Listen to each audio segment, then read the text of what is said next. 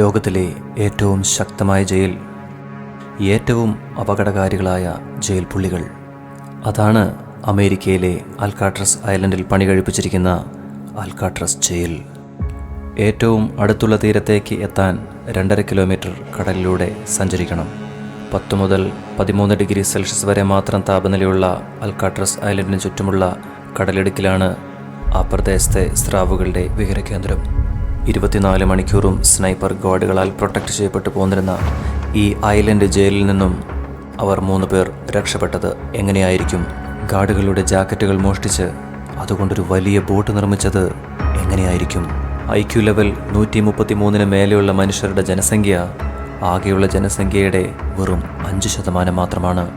Jail ചാടിയവരിൽ ഒരാളായ Frank മോറിസിൻ്റെ രേഖപ്പെടുത്തിയ IQ level 133 മേലെയാണ്. അത്രമേൽ ബുദ്ധിയും സാമർഥ്യവുമുള്ള മനുഷ്യർക്ക് എങ്ങനെയാണ് കൊടും കുറ്റകൃത്യങ്ങൾ ചെയ്യാൻ സാധിക്കുക? ആ സമർത്ഥമായ ജയിൽ ചാട്ടത്തിൻ്റെ കഥയിലേക്കാണ് നമ്മൾ പോകുന്നത്. ഇനി ഐ ട്രാവലിൻ്റെ കണ്ണുകൾ അൽക്കാട്രസിലേക്ക്. Stay tuned.